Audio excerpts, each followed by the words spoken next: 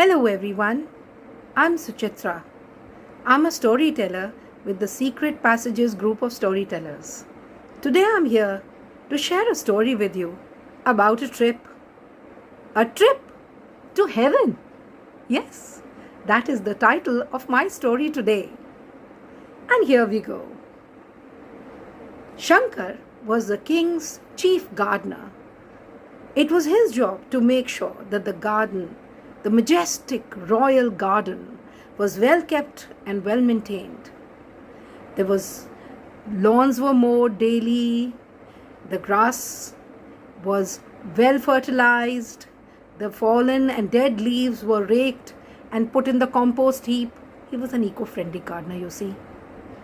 And beautiful fresh flowers were cut and sent to the palace for the royal vases and flower bowls, and fresh, juicy, luscious fruit was sent for the king's breakfast. The king was also very health conscious. Just general information.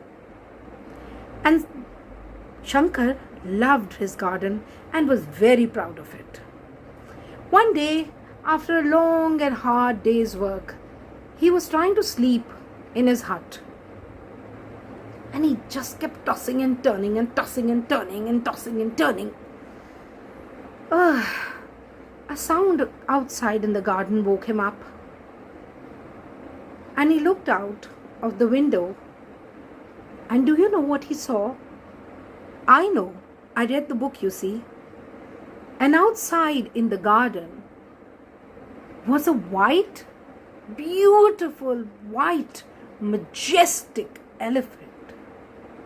Shankar was thunderstruck. Where is this white elephant come from? Oh, and that too in the middle of the night.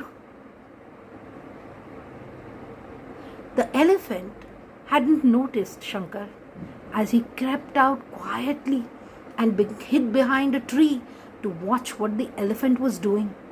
The elephant was eating the fresh grass. Some of the small, tender, small, young leaves from the bushes. The juicy fruit that hung from the trees. Some mangoes. Elephant seemed to be having a party all by itself. Shankar watched, absolutely thunderstruck. He began thinking, wondering where this elephant could have come from and who it could be.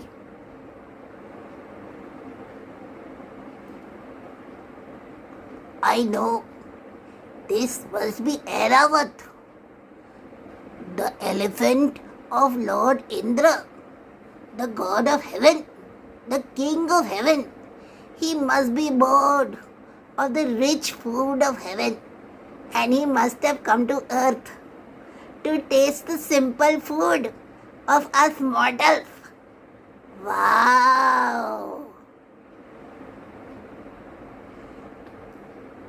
Shankar was very excited. Then another thought struck him. In the morning, this elephant will go back to heaven. I can also go to heaven with it. And what do you think Shankar did? Just as dawn was breaking over the sky, Airavata seemed to have finished and fulfilled himself. The elephant trumpeted loudly.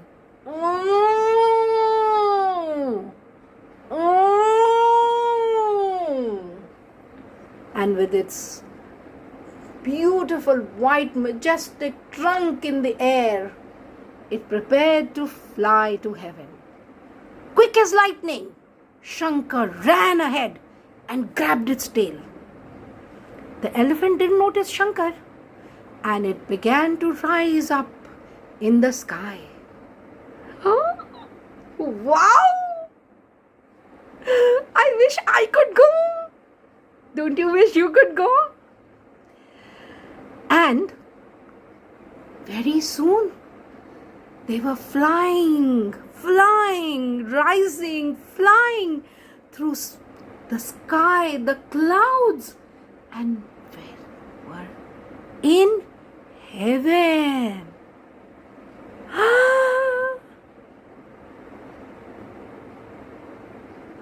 Oh, Papa, I am in heaven. Ay. What a beautiful garden God Indra has.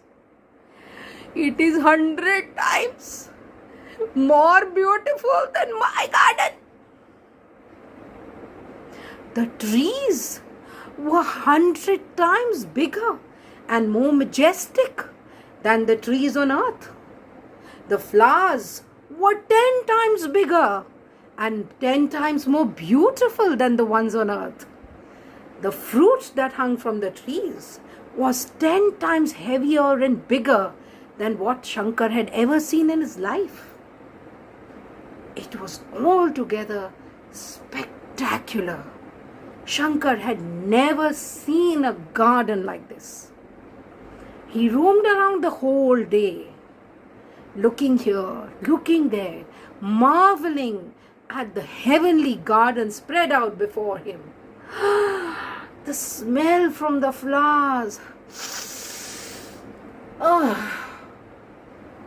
my. I have never smelled anything so heavenly, said Shankar. And he plucked a huge mango. The mango was 10 times bigger than the mangoes on earth. And Shankar peeled the mango with his teeth and began to eat it.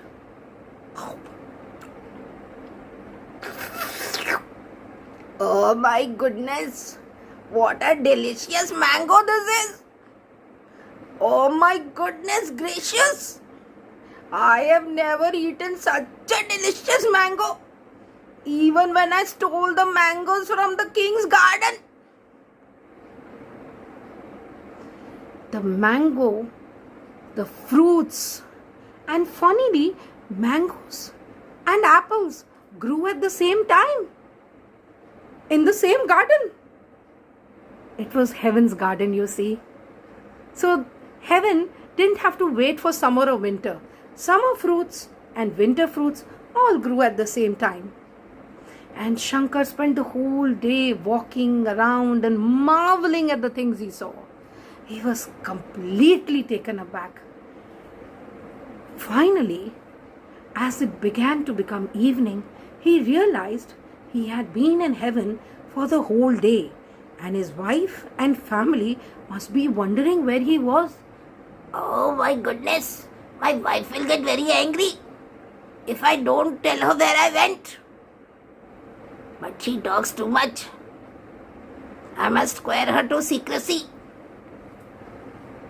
But will she believe me when I say where I've gone? What should I do? I'll take her a present. And so, to please his wife, Shankar picked up the largest beetle nut he could find. The beetle nut in heaven was as big as a coconut. And he picked up a flower.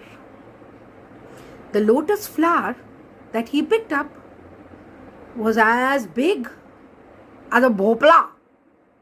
You know what a bhopla is? An orange pumpkin. It was as big as this. Can you see? As big as this. Can you imagine a lotus as big as this? And it smelled divine. Very soon, Airavat trumpeted again, and Shankar realized that he better hurry so that he could hold Airavat's tail and go down back to earth. Otherwise, he would be stuck in heaven again for another night. And so, holding Airavat's tail, he went back down to earth, where he found his wife waiting in the cottage for him, wondering where he was and where he had been. As he entered the cottage, staggering under the weight of the huge lotus and the beetle nut, his wife looked at him. His wife's name was Lakshmi, by the way. And she said, "Where have you been, Shankar? The whole day I've been wondering, worrying myself. Look at my hair. It has become white with worry. Where were you, you rascal? I could have died out of fear." And Shankar said, Oh, my dearest one. "Don't call me dearest one. If I was your dearest one, you would worry more about my health." Oh, my dearest one. Look what I have got you. And Shankar gave her the gifts that he had got her from heaven's garden. And Lakshmi looked at the gifts and said, "Ooh, wow, what are these? What a big flower! And what is this, a coconut?" No, you silly woman. This is a beetle nut. And this here is a lotus flower, lotus. Huh? This is a lotus?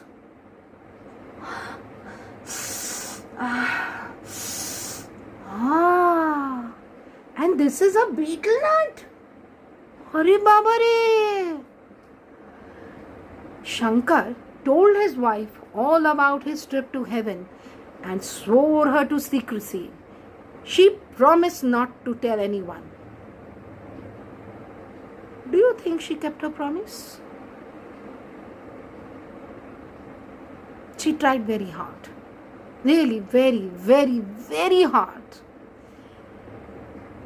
But one day, her friend came visiting her, and the lotus gave a beautiful smell, and it was really the most divine lotus. And the friend asked her, "Lakshmi, what a beautiful smell there is in your little cottage. What scent are you using? Are you using a new ittar?" And Lakshmi said, "No, my dearest. How should I tell you? It's a secret, I promised him that I wouldn't tell you. What to do? I can't tell you." And the friend said, "Tell me now, no, please tell. I promise I won't tell anyone."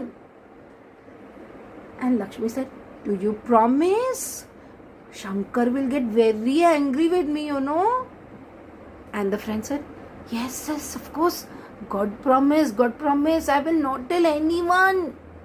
And Lakshmi told her all about Shankar's visit to heaven.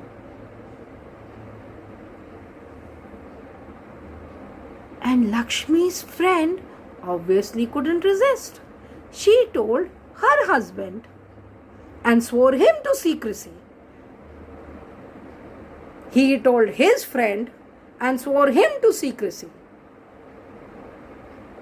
His friend told his wife, swore her to secrecy. His wife told her friend, swore her to secrecy. The wife told her sister, swore her to secrecy. The wife told her sister. Very soon the whole village knew. The whole village, all the husbands and wives, decided that they too wanted to take a trip to the heavenly garden. And one fine evening, when Shankar had finished all his work and came home tired, his cottage and the little area around his cottage was full of village women and men. And he wondered and asked them, What is the matter? Why are you all here? Is there a drama going on? And all of them said, "Shankar, please na, take us to heaven with you na, please. We also want to go. हाँ शंकर भैया हमें भी ले जाओ ना, please Shankar, Shankar please take us also ना, you went to heaven, हमको भी जाना है. And Shankar was like, all right, we shall all go together, but remember you must all keep very quiet. Also, because if Airavat is disturbed, he'll get frightened and he'll run away and he'll never come back again. They all promised they won't make a sound. So they all sat quietly in the darkness as night fell and waited for Airavat to come down from heaven to the royal garden to enjoy the food of mere mortals. Very soon, as night fell, Airavat came flying down and began to enjoy the fruits of the garden. As dawn began to break over the morning sky, the sun began to rise. Airavat again sounded his trumpet,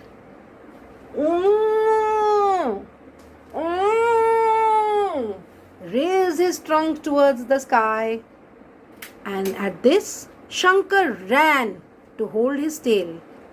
His wife ran to hold his feet. Her friend ran and held his wife's feet. And as Airavat began to rise up in the sky, a little sort of a human chain formed behind him.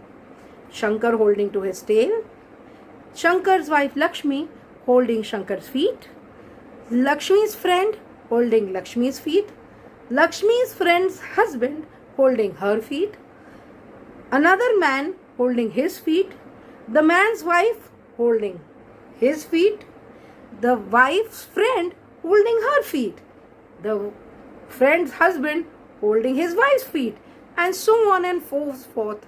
There was a really ridiculous looking chain going, holding on one after the other, after the other, after the other, as Airavat began to rise up in the sky. Now, Shankar had told everybody to keep quiet.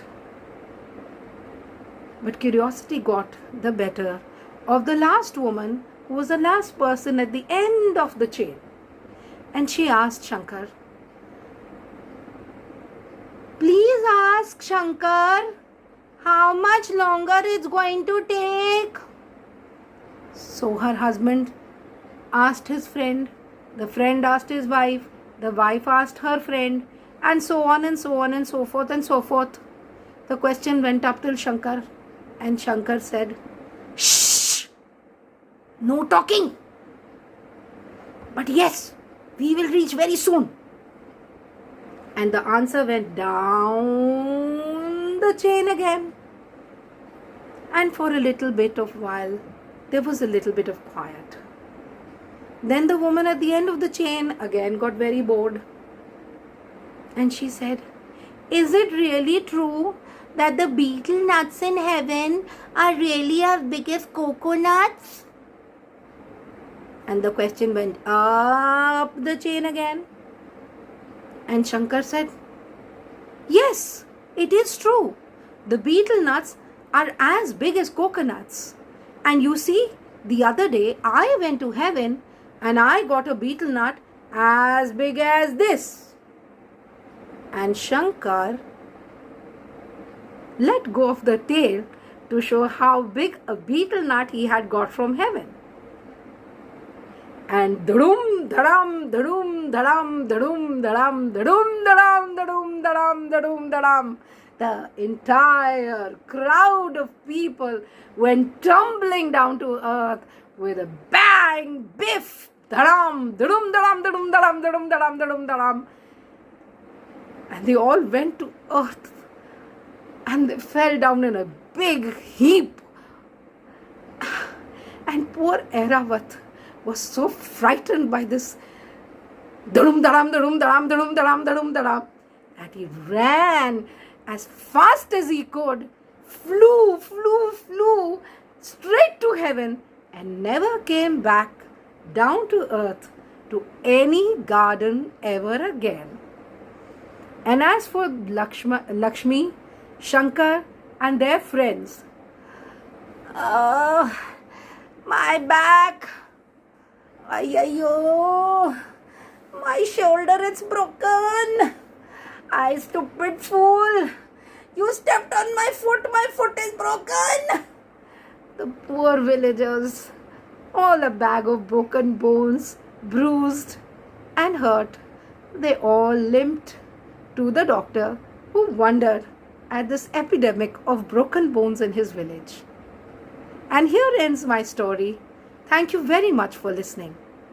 Let me share with you this book, A Trip to Heaven. It is by Leelavati Bhagwat and it is published by the National Book Trust. It has many other stories. Do take a look at it, for they are really lovely stories. Goodbye.